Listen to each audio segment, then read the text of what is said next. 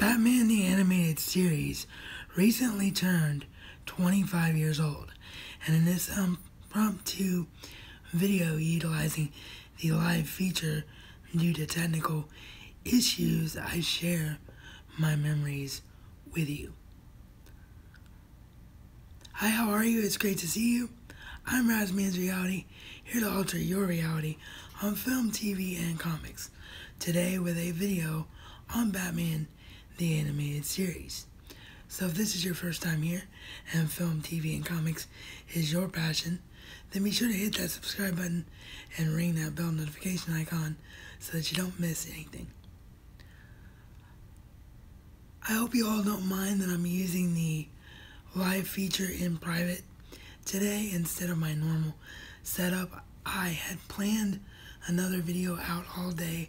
It was a Rick and Morty theory, and things just kept happening with that, and I knew that I was going to run out of time today to get a video up, and I always have a video up every Friday, so I figured there's got to be something I can do instead.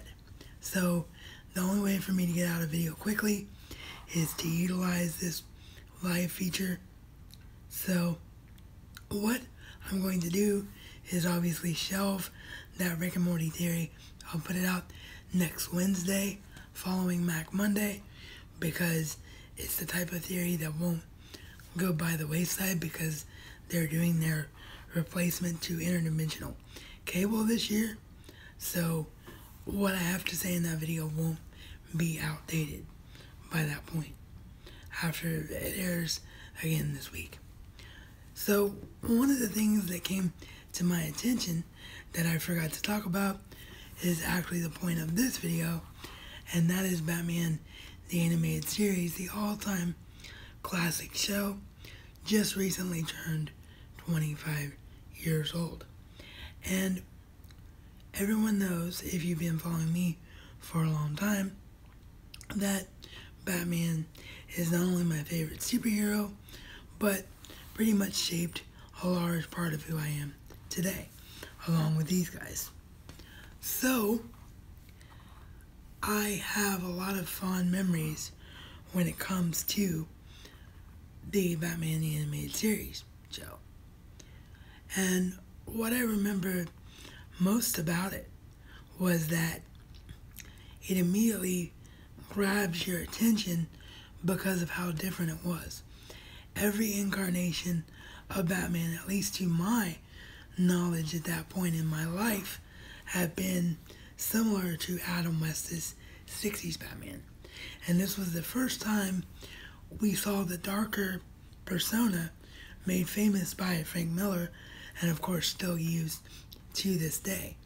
And the thing that still makes Batman the Animated Series stand out 25 years later is that it basically was the blueprint for all of these shows that came after it. It was the blueprint for The Flash, for Arrow, for Legends of Tomorrow. Basically, all the DC stuff I covered now would not be possible without this Batman the Animated Series show, because it somehow, in a cartoon, brought the comics to life, but at the same time made you feel like it was an all-ages show.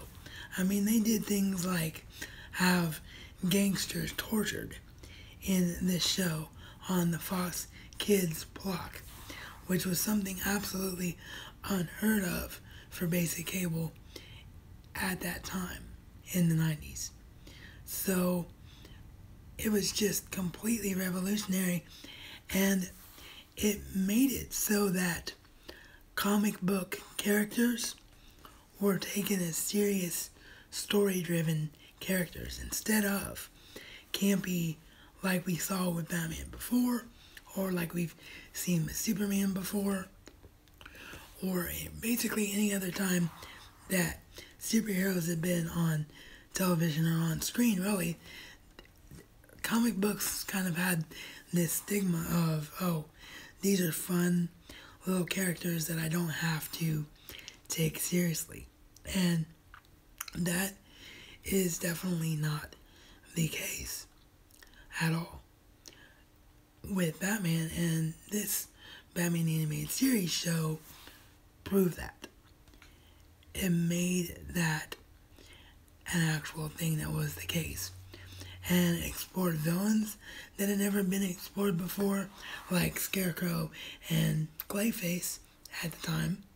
And when it came to villains like Two-Face and Riddler and Clayface and Scarecrow, basically everyone that was in the show, it's Joker, who can forget Mark Hamill, arguably the greatest Joker of all time.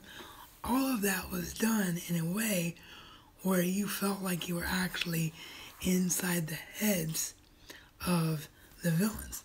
And therefore, when someone came after Batman, you had to get inside Batman's head too, in order for it to make sense why these villains were villainous and why they needed to be stopped and what Batman's plan should be to stop them.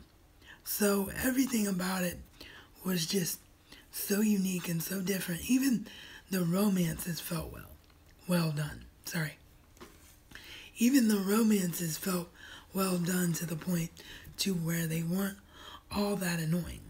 Now, I imagine if you're a little kid at the time in the mid-90s, they would have been extremely annoying because you wouldn't have known the purpose of them. But on the whole, everything about the show was done so well, and it changed not only the face of the superhero genre in media, but I think it changed cartoons as a whole, because I think after that, studios realized that they could make the 2003 Ninja Turtles, which is much more in line with the original Eastman and Laird comics. They realized that they could make shows like Justice League right after Batman the Animated Series, or Superman the Animated Series. And after that, you had the Nickelodeon side with stuff like Hey Arnold and Rugrats and Doug, even though they had nothing to do with Batman or the superhero genre. It showed that you didn't have to, or by it, I mean, the show showed, and sorry for my dad in the background there if the mic picked it up, but the show showed that you didn't have to be pigeonholed into one way of thinking. You didn't have to only market yourself toward one audience. This show proved that every age bracket could be catered to. You could do great writing and make a great show out of a cartoon.